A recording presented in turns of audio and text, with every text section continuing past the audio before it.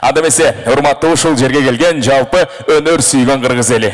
Биз бул сөздү айтуудан эч качан чарчабайбыз. Анткени биз билебиз, Союзбек Сейитказиев концерт койгондо дал ушул күлкүгө суусаган эл келет. Бардык көйгөйлөрдү үйгө таштап, анча-мынча болуп аткан нерселерди дал ушундай кечеде унутуп, ушул концертке конт коюп, чын жүрөгү менен келген биздин күйөрмандар барбы?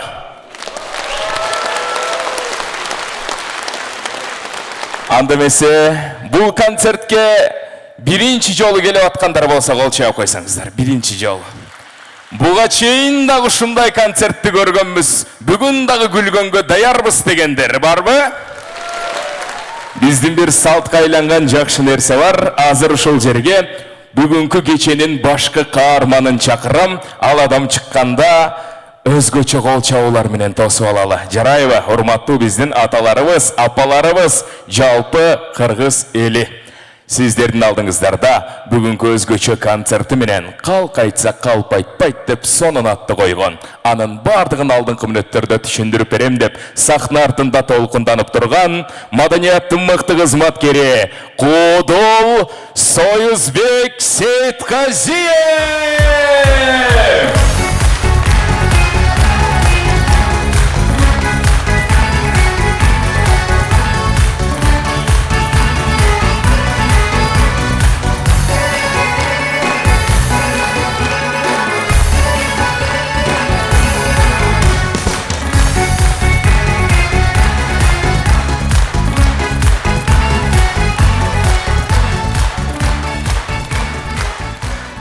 Ассаламу алейкум.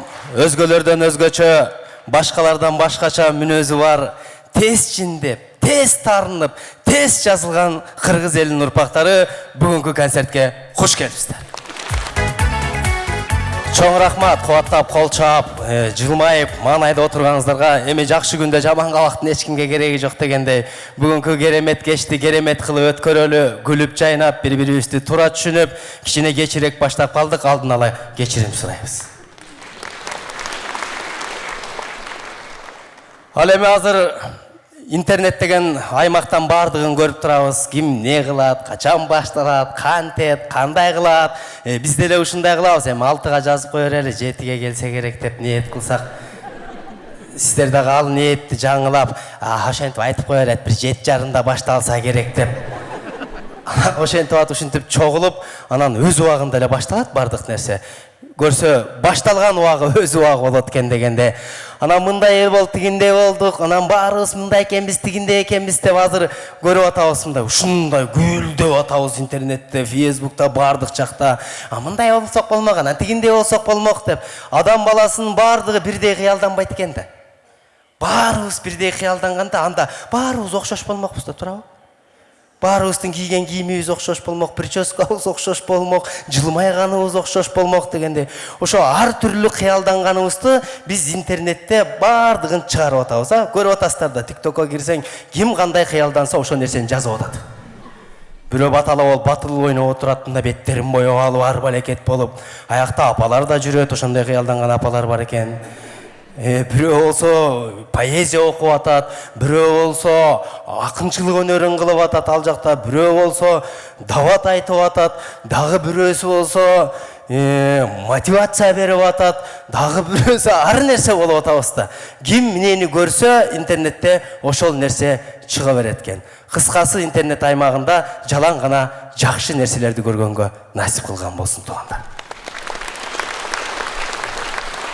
Адамдардын баары эле жакшы эле болот экен, жакшы эле болот экен. Просто жаман адам, жакшы адам деп бөлүнө беребиз. Эгерде жаман адамдар болбогондо, биз жакшы адамдарды билбей калмакпыз.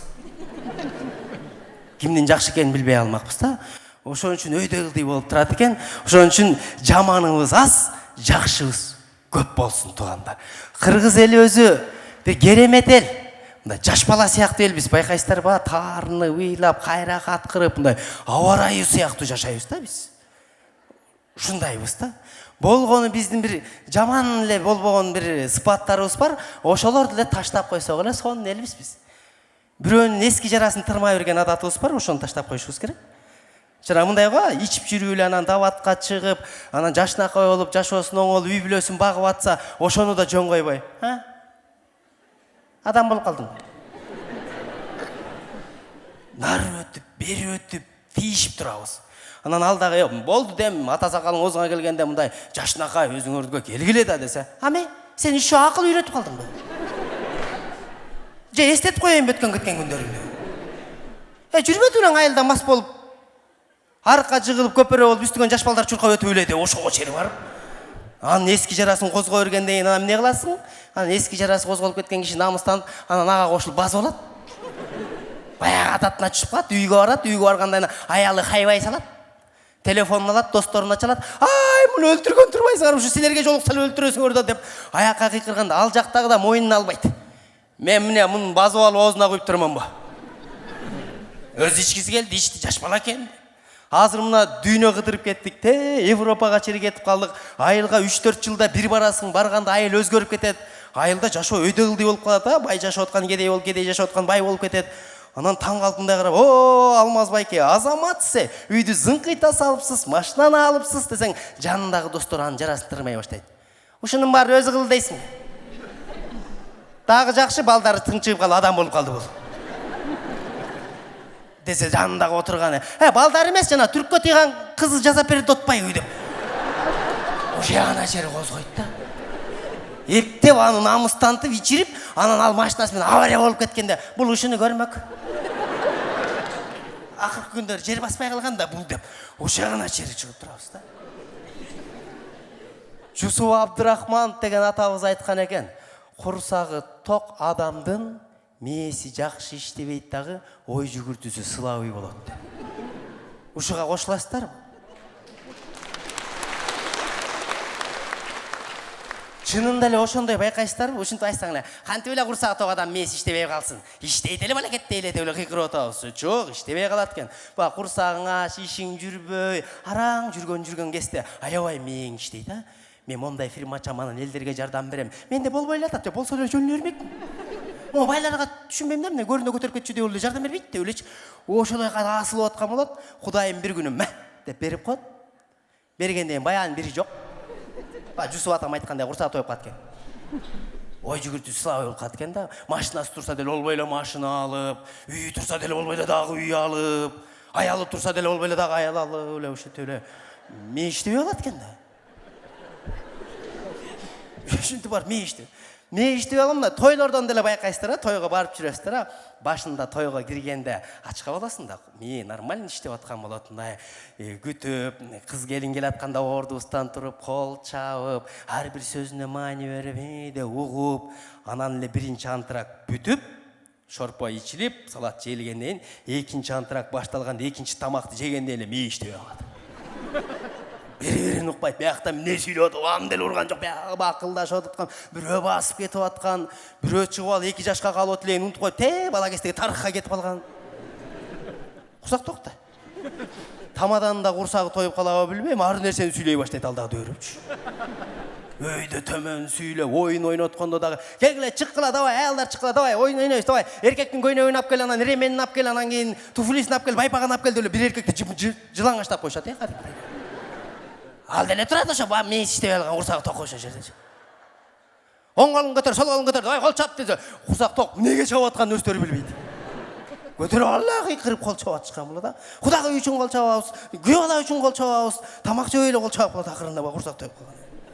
Ана жаш келіндер шығарып, келгеле шыққыла, давай, күйеуіңерге чалғыла, жаным деп айтқыла деп семьясын аралаша баштайды біреуінің. Алары да тоқтап қалбай, ошо жерден эле чалып эле, алло, жаным қандайсың десе, уже күйөөсү шок. Түшінбей, не бүгін дағы массыңмы деп жүреді аңыз тияқтачы. Құрсақ тойып қалғандан ар нәрсе болады кенді. Шон үшін пайғамбарды айтқан екен, өте той боғыла, өте тойсаңар жалқы болып қаласыңар депші. Үйде деле байқайсыздар ма? Аябай тойып алып, нықсырап диванда жатып қаласыңдан телефоның мына жерде тұрса, ошо жерге мен иштебей қалады ғой алғанғачы. Алып беріп қалады, алып берші. Алып кел, бер. Приз ұтып алдыңыз, келіңіз десе, жөніне кел атса тегіз дағы. Билеп келіңіз десе, қайын жұрт, ұрған жоқ, түп кетіп одат, бөлек салақ болып түш. Аның үстіне ақыр күндер шымдан жүріп қалды ға, қырқылған қырғыз қойдай олы бір бәлекет болды, бөлтек салтақ болды, бір деп көп олып атабыз. ушундай болот экен да. Ана мойнубузга албайт экенбиз, оңоюбуз менен мойнубузга албайт экенбиз да. Бир нерсе кылып алып, жана деп ардыңге шылтай берет экенбиз да. Мисалы үчүн эки киши иш баштайт турган болсо, мону момундай кылган атам десе, беркисе, болбойт да, мунун болбойт. Деп желаниясын кетирип дегенчи, болбойт. Банкрот болосуң мындан. Жөн эле мындай эле кылбайлыбы десе, болбойт, тиги баштайт, иши жүрүп кеткенден тиги айтат. Болбойт деп атпады элең, болбоду. Десе тигинisi дагы, болбойт деп айткам деп мойнун алып койчу. Мен жаман ойду айткан жокмун деп, жашынакай эле, мен сени көрө албай айткан жокмун, мен ат үчүн айткам деп, ошол жерде актанып отурат да. Эгерде иш болбой калганда, наоборот берки айтмага. Мен сага айткам, айтты белем. Десе тиги да мойнун алмам, мен айткансың. Жок, мен деле жакшы ойдо баштагам, мен буттоосулар болуп атып эле, мынтип эле, кайчай, өзүң эле түшкөчөр уктуп атып эле ишин кыла албай калып эле банкрот болбодуңбу десе. Кудайдын айтканы болот экен деп, бешенеге жазган уш экен деп, Кудайга шылтап качып жүрөбүз ошол жердечи. Кудайдын айтканын баарын эле кылып аткансызчы. Анан кыргыз сүйлөй берет экен, кыргыз минте берет экен дейт. Кыргыз деген керемет эл. Кыргыз деген тоонун чокусунда жашаган эл. Илбирс, бүркүт, андан кийин биз турабыз. Бийик жерде жашаган кишиге баардыгы көрүнө берет экен, ошон үчүн ар нерсени сүйлөй берет экенбиз да биз. Тигиндей экен, бул мындай экен деп. Биз Орто Азияны жөн эле коелу. Океандын нар жагындагы Американын президенти Джо Байден жөнүндө сүйлөшөбүз, байкайсыздарбы? Айылдагы чабан эле айтат, тиги Байдениңер карып калыптыр. Самолетуна түшө албай эле тоголонуп жүрөт тиякта. Вертолеттун шамалына учуп кетейин деп атат депчү. Ошол жака чейин кирип кетебиз да. Себеби бул улуу элдин урпактары ушундай болот экен. Ушинтип сүйлөй берет экен. Себеби жер бетиндеги эң эле ак сөбөктөр биз окшойбуз. Элита деп коет го, ак сөбөк бизбиз да. Кыргыз жалко дейт. Жалко эмес, ак сөбөкбүз да. Ак сөбөк иштемек беле. Ал сүйлөйт только. Не болуп атканын баардыгын сүйлөп. Анан участоктогу жакшы жерден картада участок, эң мыкты участок бул кыргыздыкы. Жана Бишкектеги эң күчтүү участок жана магистрал дегенде эле жер бетиндеги эң күчтүү участок Кыргызстан. 4 мезгил өз убагында болот. Алма өрүк төгүлүп бышат. Любой жерден жата калып суу ичип алып кете бересиң. Ушундай жерди тандап кеткен ата-бабаларыбызга миң алкыш болсун.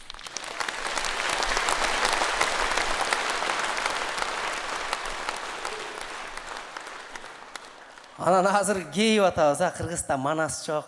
Бириктирип коя турган Манас жок, анан Манас бар. Ар бир кыргыз Манас. Биз бүт биринчи атаманбыз, байкайсыздарбы? Экинчи атаман издеп таба албайсың. Бардыгы биринчи атаман, момундай делбой. Жана Баткенде согушта жанагы граната менен жарылып кеткен ошо Манас ушулар. Просто биздин башыбызды бириктирип коя турган Бакай жок болуп атабы дейм да мен оюмча. Ошо Бакай эле болгон болсо иш болуп кетчү болуп атат да туугандар. Ошон үчүн баягы мындай экен, тигиндей экен деп эле ар ким өзүнүн ал-акыбалына жараша ой жүгүртөт экен, ошого жараша жашай берет экенбиз. Акырындан жашап келип ушул күнгө жетип отурабыз. Кудай буйруса, насип кылган болсо, дагы да болсо жаркыраган сонун күндөрдө жолукканга насип кылсын.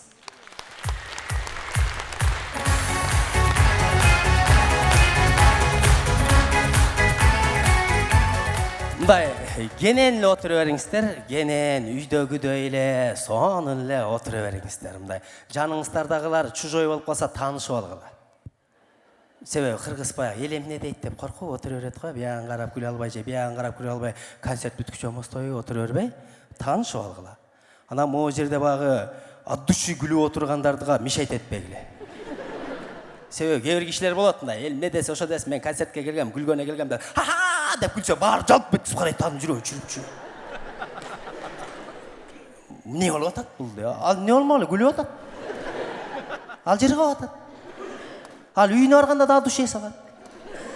Ана концертке келип алып, сүрөткө окшоп отура бергендер болот го, билесиздерби мындай? Вообще сүйлөбөйчү, күлбөйчү, телефон чукпайт, отуруш ушу.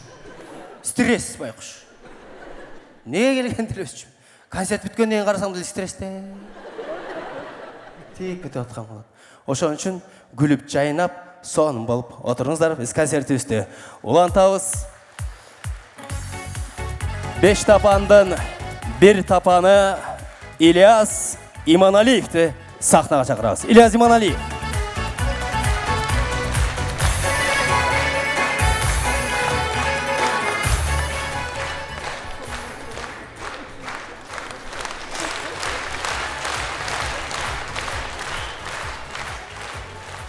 Seni чоң костюм менен көрүп жүрө берип, мондай чакан костюм менен көргөндөр таң калып атат.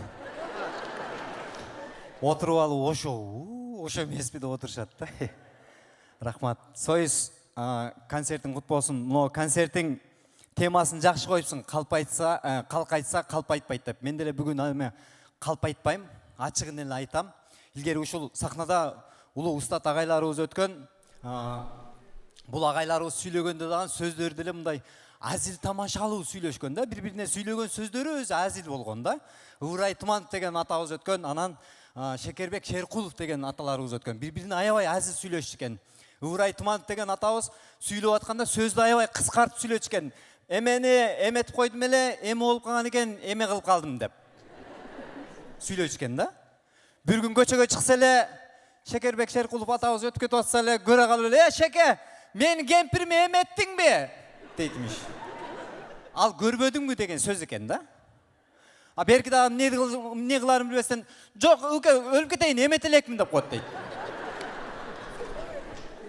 Кызыктын баары жашоодон чыга берет экен да. Эми Сокен менен гастролдо чогуу жүргөндө эми ысыкта жүрдүк, суукта жүрдүк, ар кандай убакта жүрдүк. Оору суркоолорго көп чалынып калчу элек да. Ошол маалда грипп болуп калганда укол дарыларын анча-мынча колман келип мен кылып койчу элем да. Сен эметчисиң, ошондо. Анан арабызда назигирагы Сокен эле да, көбүрөөк ооруп турчу эле да. Анан муну көбүрөөк мен уколун эметип турчу элем да. Эң көп мен кылып калдым, мен эметип калдым ушуну. Мен кете берейин, сен биякты эмете бер. Ооба. Эми бүгүн дагы мынакей чыгармачылык концертиң менен эметип коеюн деп келдим. Эми киргенден кийин эметем, ага чейин кирип тура бер. Келиңиздер, урматтуу агайын туугандар. Албетте жүзүңүздөргө жакшынакай жылмаюуларды, колдон келген чыгармаларыбызды тартуулайлы деп келип отурабыз. Эми сахнага ошол кудул чыкса эле, ырчы чыкса мындай ырдаса серьезно кабыл ала берет экен да. Тамаша ырдаса дагы серьезно кабыл ала берет. Ал эми кудул чыгып алып серьезно ырдаса деле тамаша иретинде кабыл алып берет да. Эми мен сиздерге бир чыгарма аткарып берейин. Кабыл алып коюңуздар. Эми тамашалуу иретинде жазылып калган чыгармалардын бири.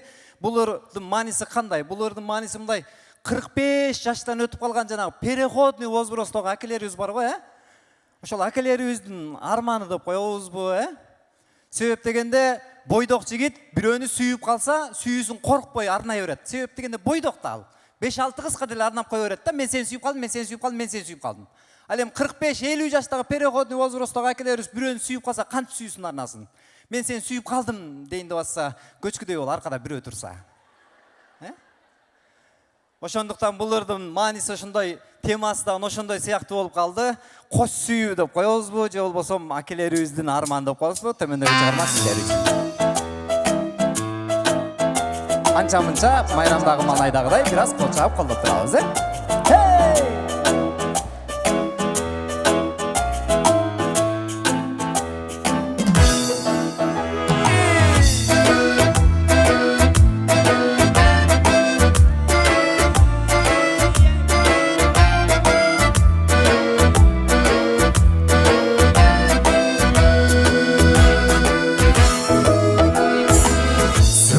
жалган дүйнөнүн жаңылсаң жаман күйөөсү кош сүйүү түссө башыңа айткыла кимин сүйөөсүн куйкалайт эки тараптан күйгүзөт жүрөк жарадан көңүлүн кыя албадым биринен бирин кызганам билбеймин неге кызганам жыргалга баттымбы жаштыкта шаштымбы азгырган акылдан адашып калдымбы же ушундай беле адамдын тагдыры жарайган маңдайга жазылган жазылыбы бул жалганда бирисин кыялы бөлөк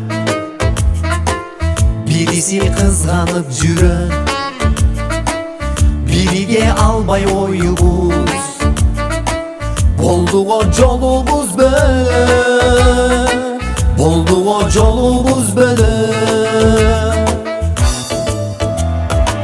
жыргалга баттымбы, жаштыкта шаштымбы, азгырган акылдан адашып калдымбы, же ушундай беле адамдын тагдыры жараткан маңдайга жазылган жазыгыбы. Бул жалганда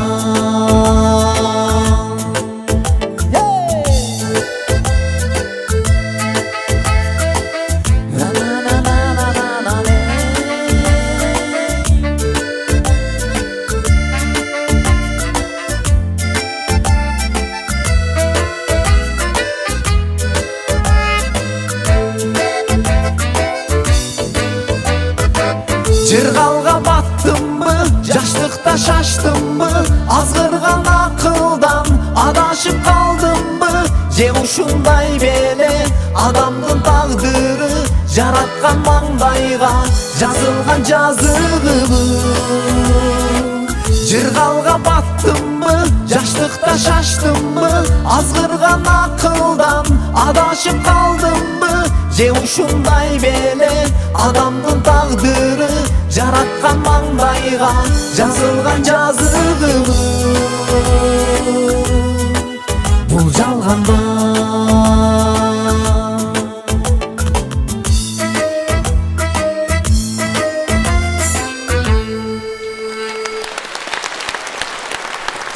Рахмат, бар болыңыздар.